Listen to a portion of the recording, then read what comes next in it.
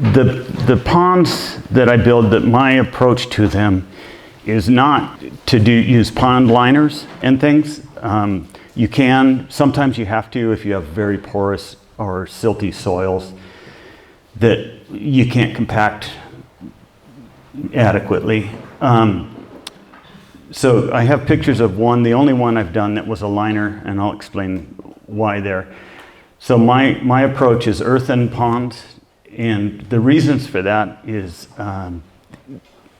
they're open water, and you want to have an ecosystem, a thriving ecosystem in the pond. Most of them are kind of big. It's not like a little goldfish pond. Those you would probably want to line. So having the earth floor and sides, it's the foundation really of the ecosystem. You get little worms and bugs and bacteria, which then it all thrives. And then having fish, whether they're little mosquito fish or bigger fish, it really helps balance out the whole thing. Your pond stays clearer and cleaner. And so those are the kind of ponds that I build. I don't want to use concrete or plastic. The liners are really ugly. For one, they don't let that ecosystem form a foundation, and algae and things grow much faster and more, and it's just not my thing. So, sorry about that.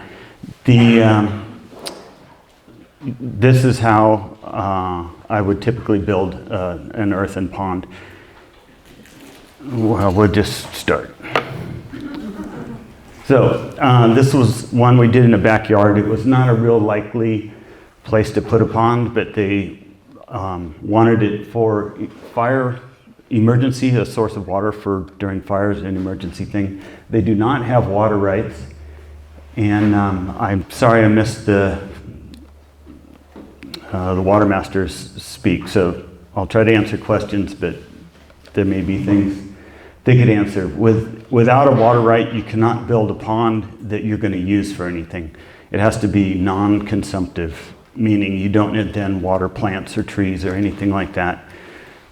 So that's what this pond was going to be. It's just for cooling off in the summer, emergency fire, and just to kind of look at it. It's really cool, the ducks and things that come.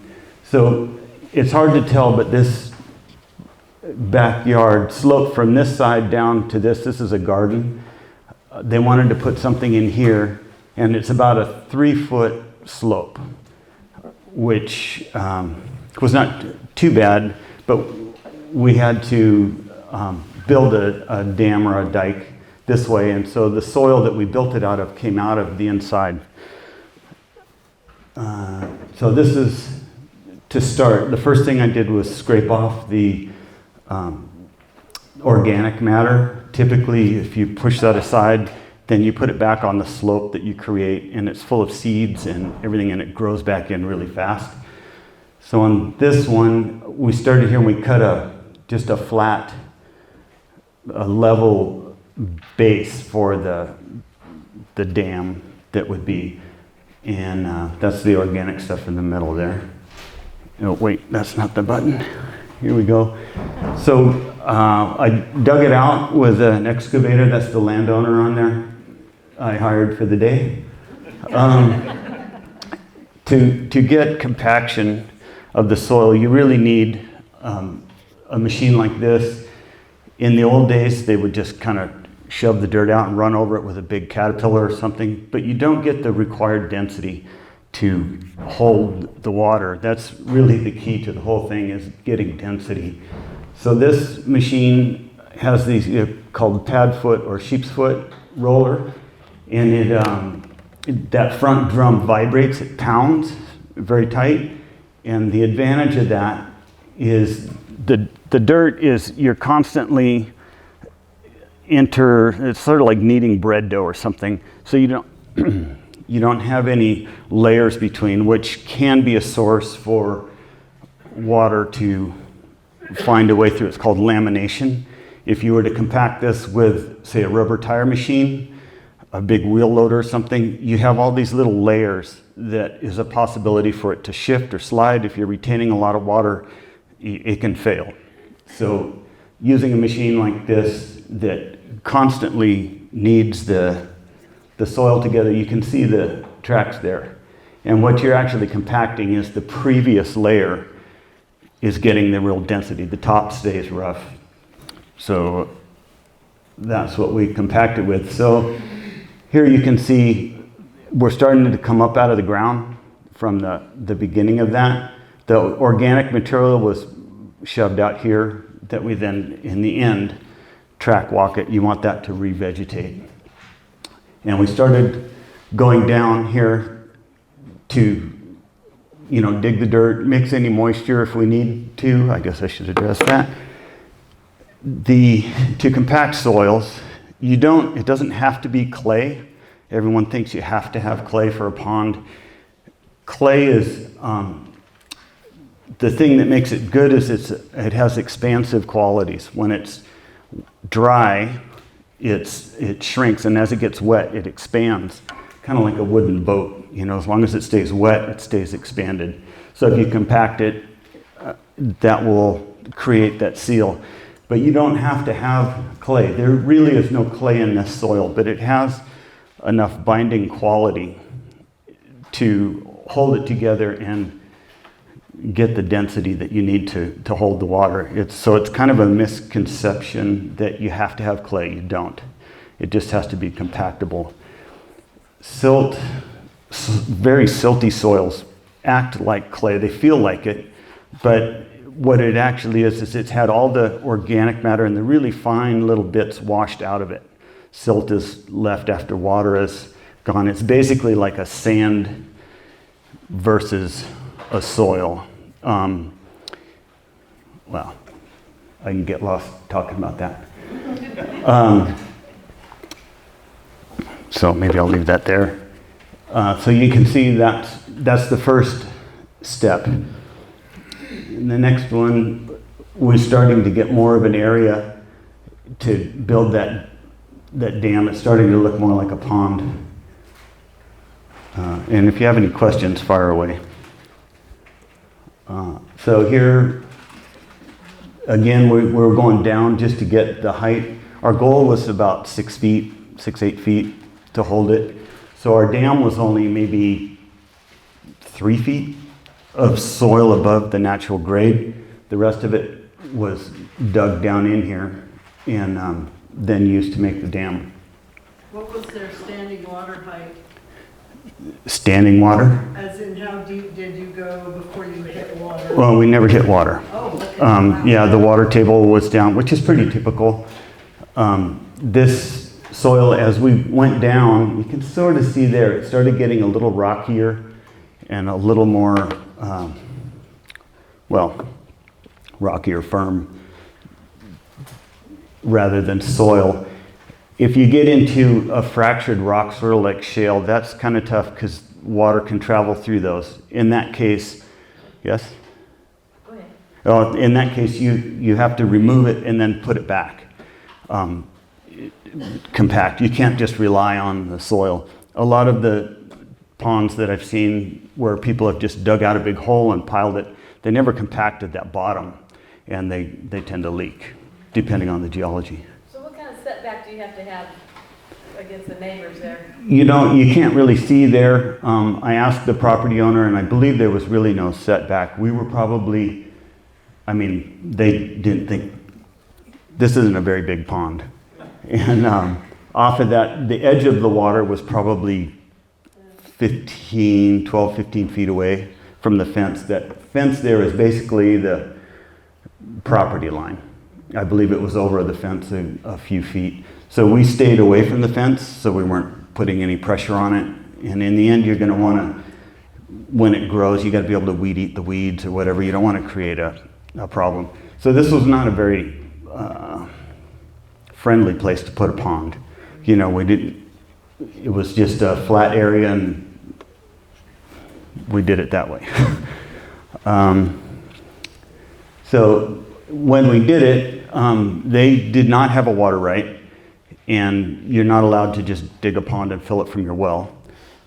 So they bought water, came in a water truck, and they filled it up. It took, 4 or 5 truckloads to fill it up. But this is the liner you can see that's in there. I threw that in just to show the source of water. You can buy it just like people get for their houses and their water tanks. So here's the liner part. I was not part of the liner, and I think we're missing a photo. Anyways, I dug the hole and we cut a little ditch around here. It's a little flat spot that the liner folds onto, and in this case they put flagstone rocks, you'll see in a little bit, to hold it. Yes? Sorry, one more quick question. Back to the water rights. Can you maintain it from your well after it's filled? I was kind of wishing the water guy was here, but I was told that yes, you can, if you without a water right, you're allowed to put like 1,000 or 1,100 gallons a day. Wow. To make up for evaporation, which on a hot, breezy day is considerable. So these people, since they didn't have a water right, they didn't want to lose anything to the ground. That was the main reason for the liner. So it's kind of an in-ground tank. I don't know who supplied the liner or whatever, but we dug the hole. And another reason for going with this, we could cut virtually vertical on the slopes, because once it's full of water, it's holding that there. If you do just an earthen pond, straight earthen pond, you don't want it any steeper than about a 1.5 to 2 to 1 slope, because dirt, if you just dump a pile of dirt, that angle of repose that it is about 1.5 to 1. So a 2 to 1 is a little bit flatter than that. The reason for that is you don't want it to erode with the water lapping or anything to slip. And you need to have the compactor be able to go up the slope. So for that reason, that was one of the big reasons for doing the liner. And so we didn't have to worry about the bottom of it or how steep that was really. It was a tight area. They just barely fit it in their backyard. But that's what that flat spot is for, is to hold the liner from slipping down. And use a laser to grade that out, or yeah, to do to set the level of that, we did the laser, and then we built it right to there, or I did, and then we cut about a 2-foot flat spot, and we got that level, within half an inch or so. So, and they were talking about putting, like over here, they've got some gravel. I believe there is a way to plant different little plants that will clean the water, but they need to sit in a couple inches of water in a gravel bed to, cleanse the algae and things like that. I don't know the plants by name. It's kind of a natural way of keeping it clear. So that's their daughter there. She was just the first one in, I think.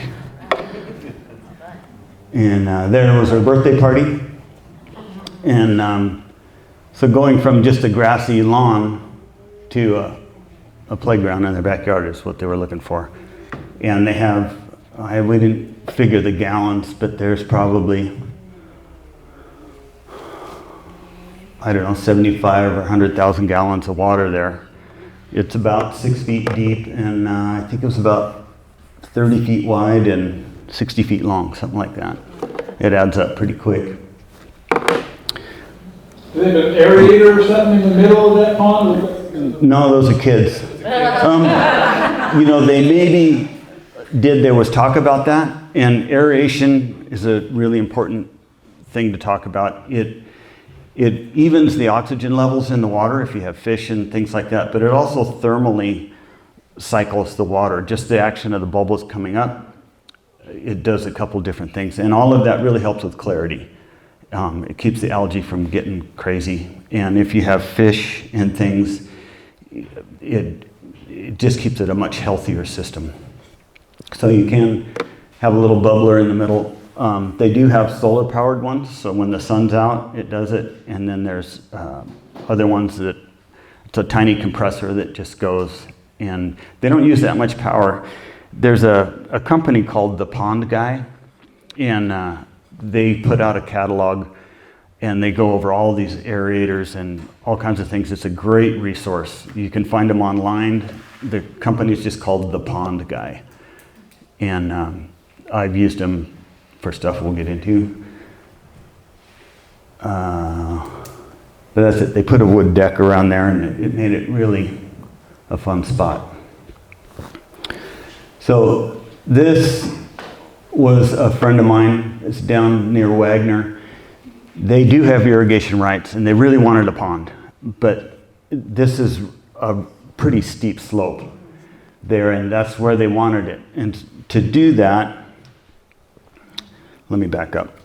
Typically, to build a pond, if you've got a ravine or a natural feature that lends itself to that, you can just build a dam or a dike across the end of it, and most of your work is done.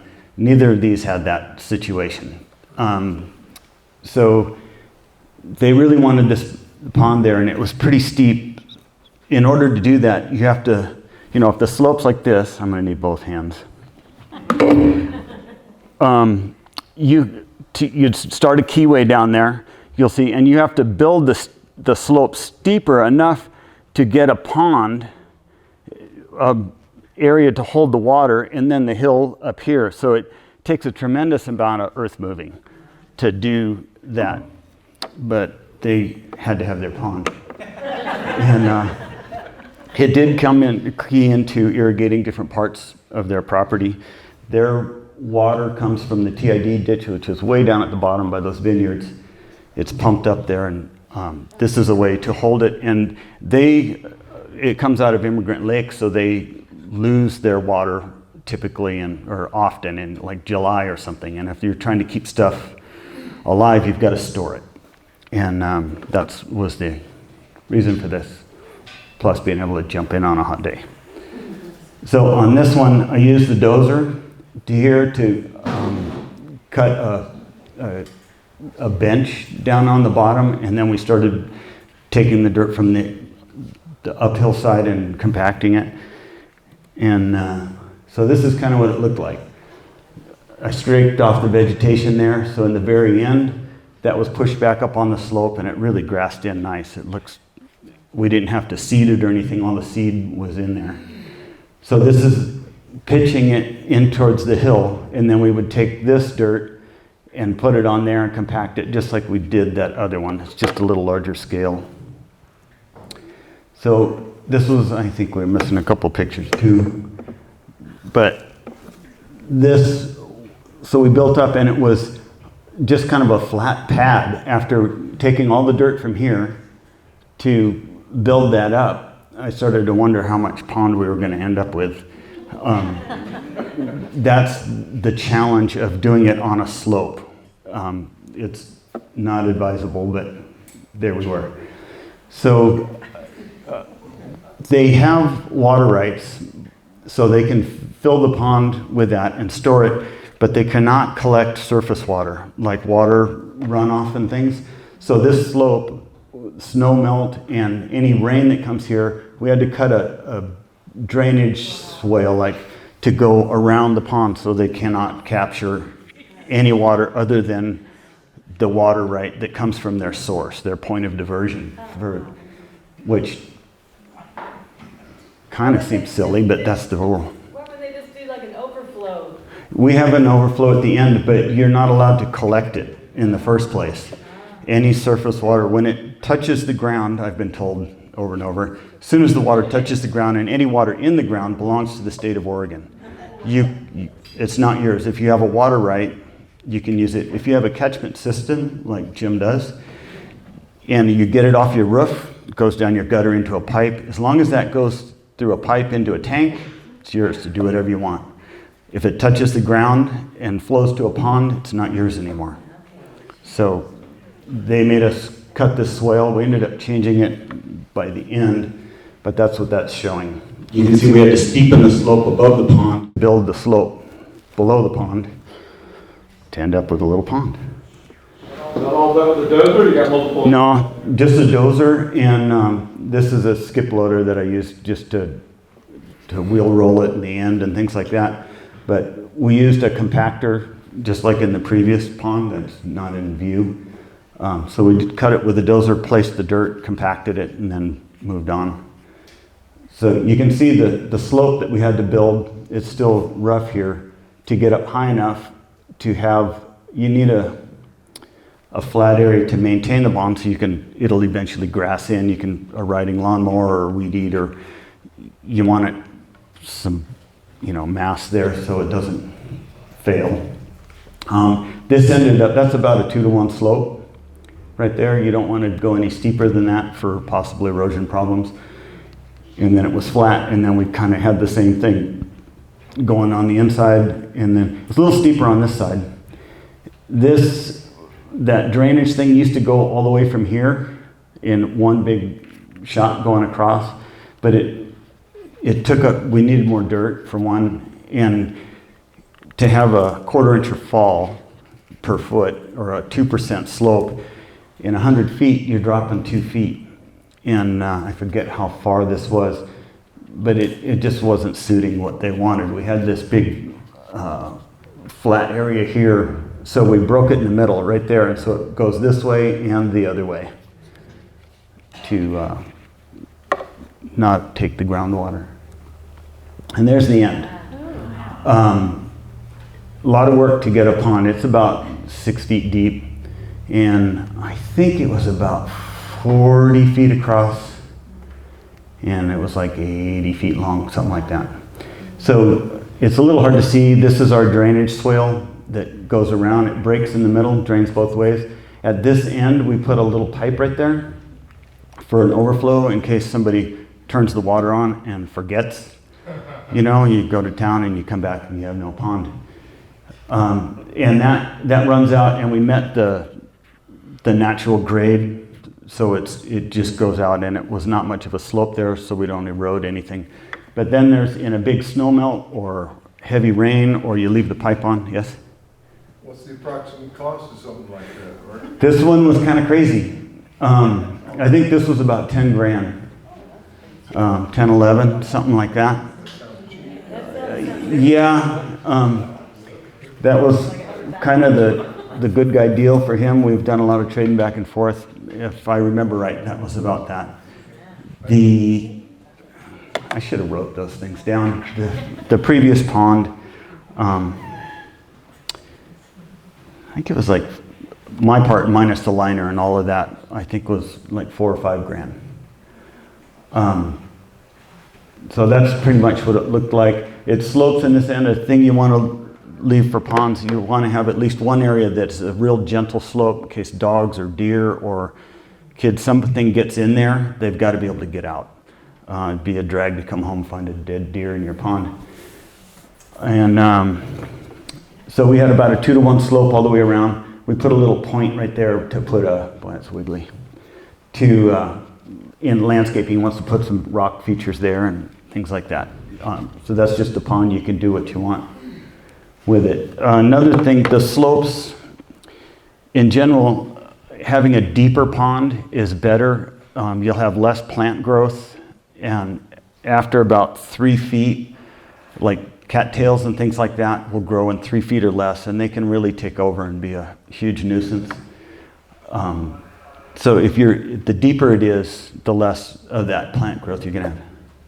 I was just going to comment on the soil condition again. It looks kind of rocky on the surface there. Was it rocky throughout? It was very rocky, and that was part of, I think this one shows it, part of the concern. So this is all a fractured shale, and you can see right there, it was really hard. I'd use the rippers on the dozer to try and break it up and crush it and then push it in. So being that he really did not want to do a liner.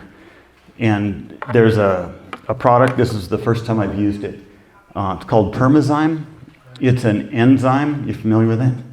And it reacts with like clay type stuff in the soil. Don't really know how it works. It's an enzyme, it's a natural thing, it's non-toxic and all that. But it binds, it creates a layer. And I'd heard about it for pond sealing and things, so we went ahead and used it. Should have taken more pictures, but once we had it shaped all the way around, I ripped the whole thing about a foot deep, and we mix it with water. It came in a gallon. It's $700 for a gallon of this stuff.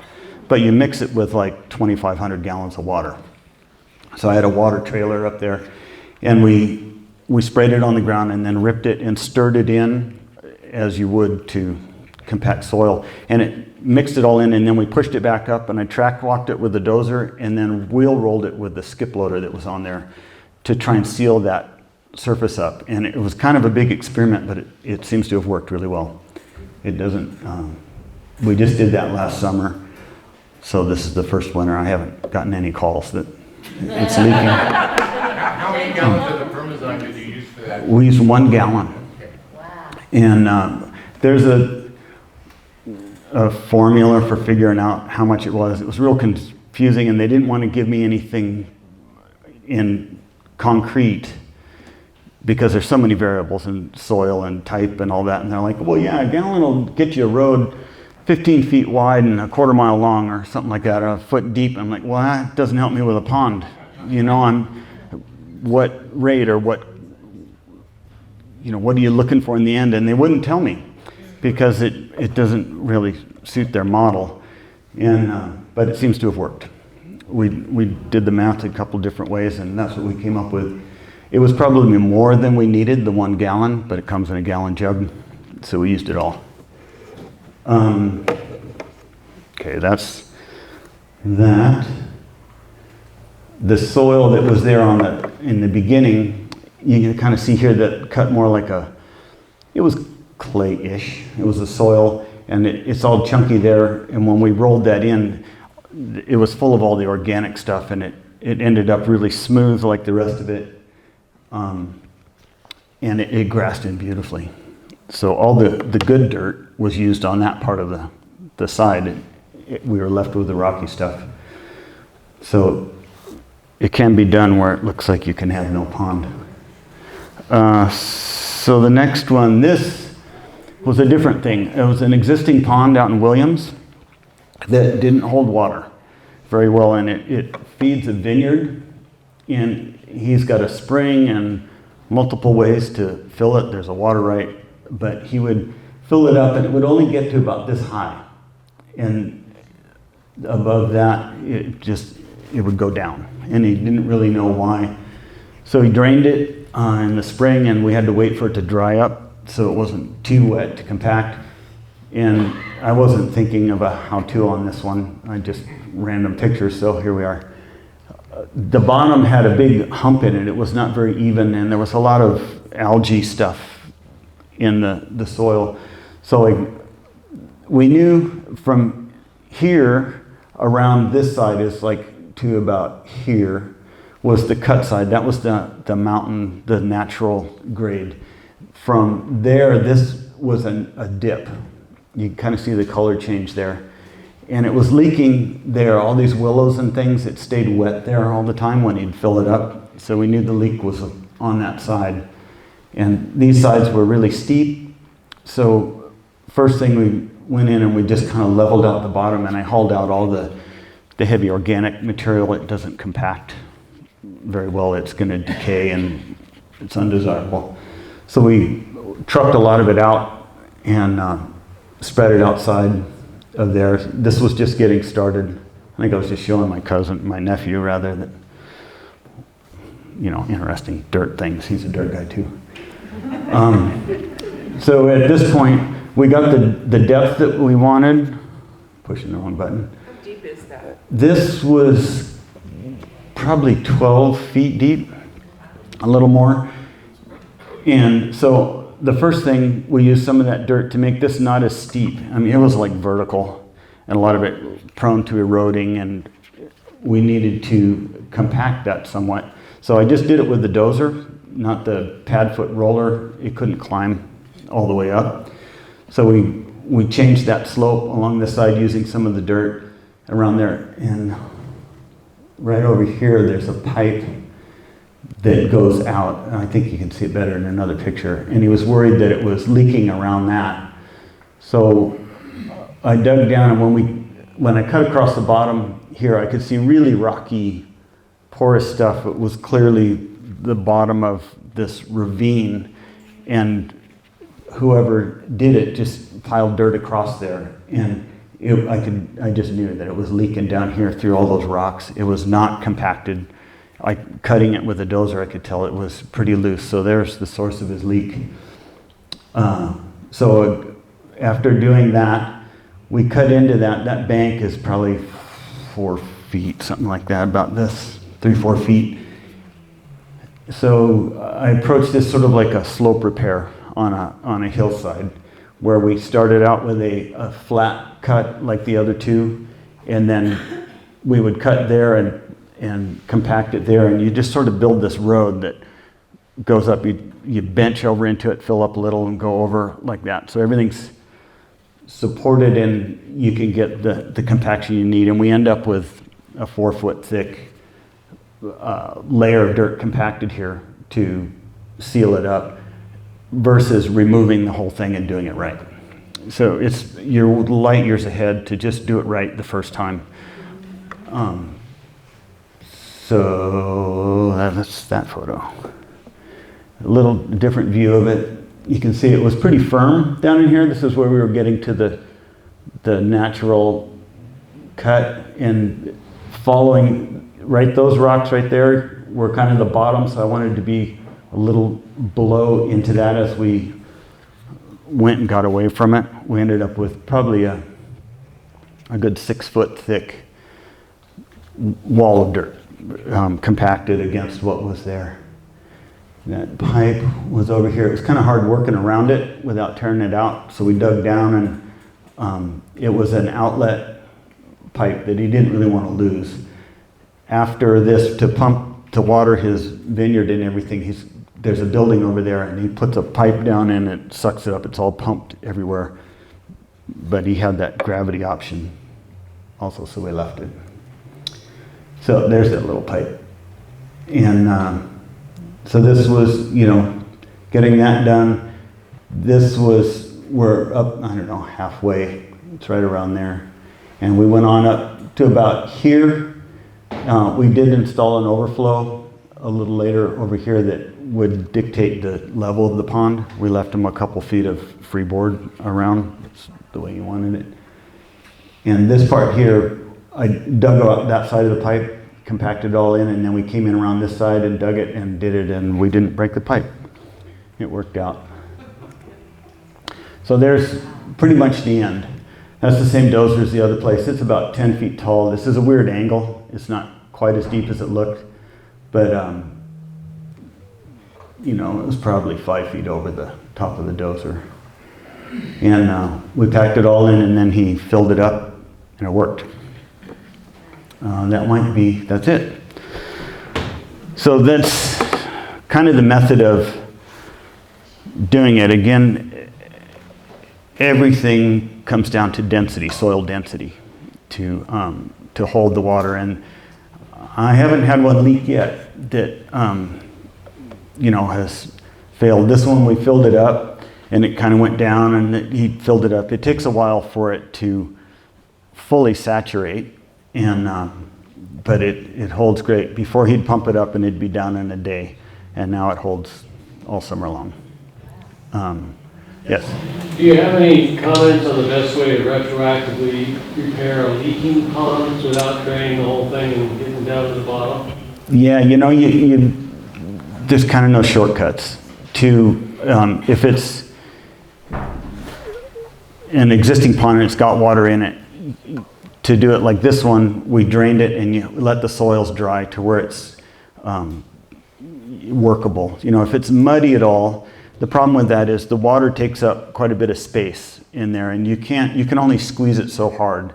The water stays, and it prevents you from getting the soil truly dense. When I grew up learning about this stuff, it was like for house pads and things down in California. So the soils guys would come out, soils engineer, and they would dig a hole, and they have a way of measuring the volume of dirt, and I'll keep it simple, they can tell the density by weight of when it's wet and when it's dry. It tells you the percent of moisture and all of that.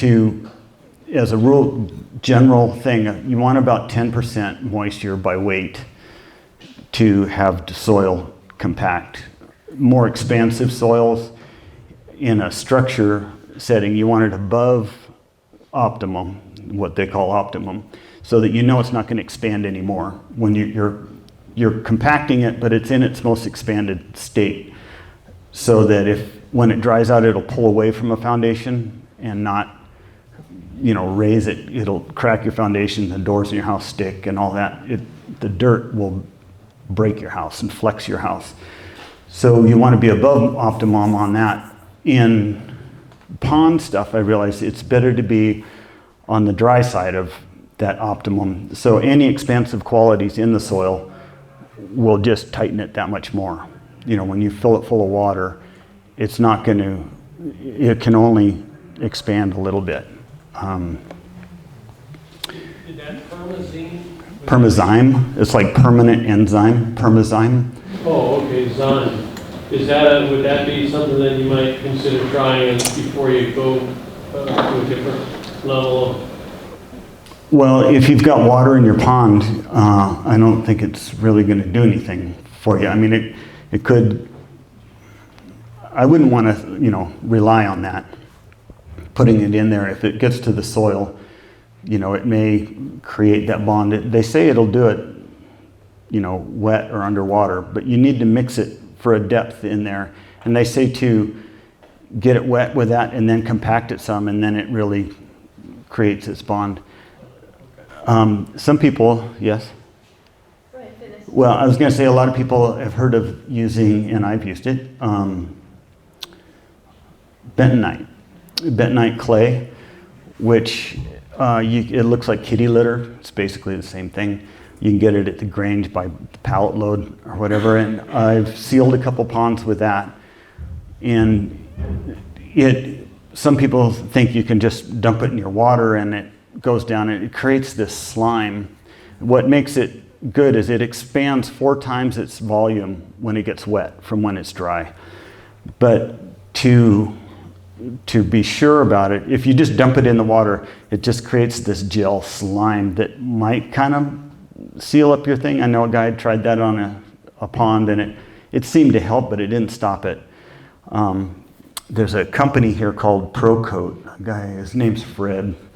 We got to talking about it one day. We sealed a elevator shaft that was below the water table, and he came to do the sealing on it, and we talking about bentonite.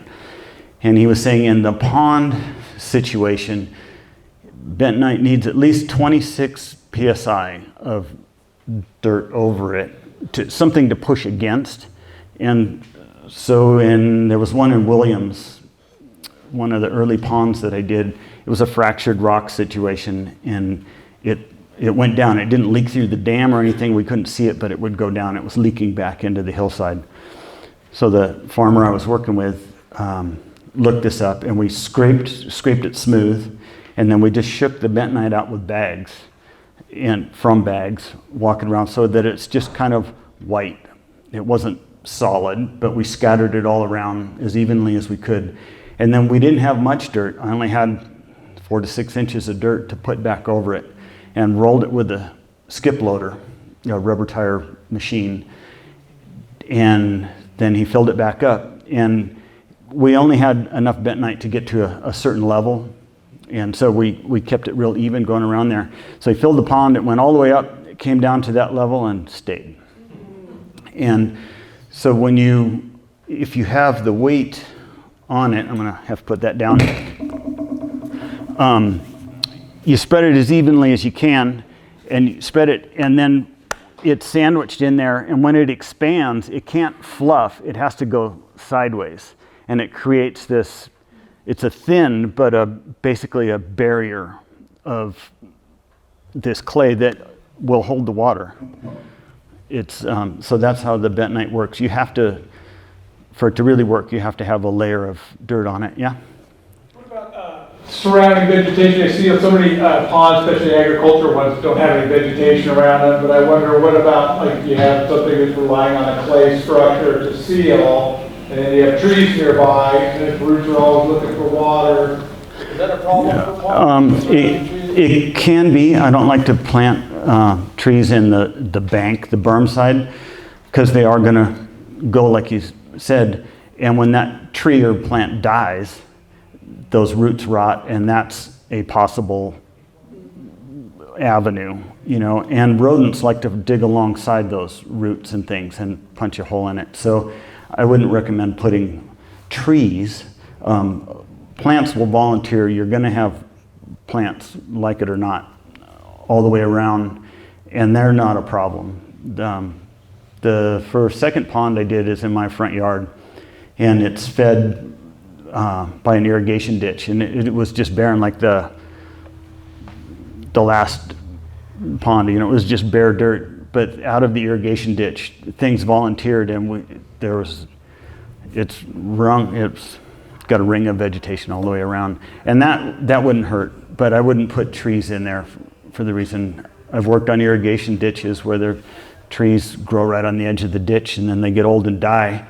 And those roots, you know, they're this big around, and irrigation ditches are shallow, and it goes, and pretty soon it's just a gusher going out of there, and the squirrels and whatever.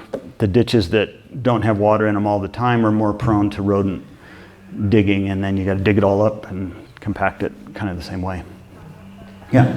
What do you do with old, like have an old pond that's silted in, cattails coming in from the side where the spring is? Yeah. So as far as pond maintenance in the long term, what do you do with the old pond like that? Well, the cattails, they look pretty, but they're really invasive, Yeah. you know, and they'll grow in water this deep or so. If it gets real deep, they can't reach the surface, you know, but they can be a real problem. And there's a couple other plants that are very similar. I have some of those on my pond. They're going to volunteer. Yeah, just weed it. So the pond guy is full of all kinds of cool stuff, that catalog. And on mine, I started getting this growth coming up, and I forget the name of it, but it's a long, kind of a seaweed type thing. It's got little jagged leaves on it, and it was starting to take over. You know, you jump in your pond and it's icky. Kids don't like it. And so there's a tool. It's got a handle on it, and then it's kind of a big Y that's actually like a razor blade, a knife blade, and you chuck the whole thing out.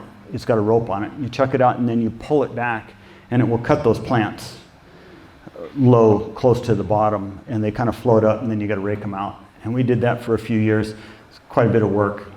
And then there's a bunch of things that you can put in the pond that are there. Some of them I didn't want to use. I didn't want to use, herbicides and things like that. I wanted the fish and the dragonflies, and it's a really thriving ecosystem in there. And so there are two products that I use in there. One, it's called Aquashade. I believe that's a brand name. It's basically just food coloring. It's supposedly two specific shades. It's extremely concentrated. And what it does, it's two shades of blue and green that filter out sunlight. And so when you put it in the pond, I kid people and say I use Tidy Bowl. But it makes it a blue color. It's kind of pretty, but it just filters the sunlight, which makes it hard for those plants to photosynthesize that are down in. It works well in like 3 feet and deeper water. And I put it in once in the spring, and it made a huge difference. I rarely have to cut the loop. About getting the buildup of silt, I think over the last 40 years, it's probably gained, 2.5, 3 feet. Yeah, if your pond is fed like by a creek or a ditch that's going to carry material, I think you're just going to have to scoop that out. Is it best to drain the pond and let it dry and scoop it like you did without that? Yeah, kind of depending on your needs. It's to have the pond full of water and scoop the soil out, it just makes a really big mess. It's hard, so you remove as much water as you can to get down, and then do it with a backhoe or an excavator that can reach down in. You're not going to be able to drive in there with a dozer or anything. It's horrible. I've done that on a few ponds. I rented a excavator that would reach from me to the back of the room just about.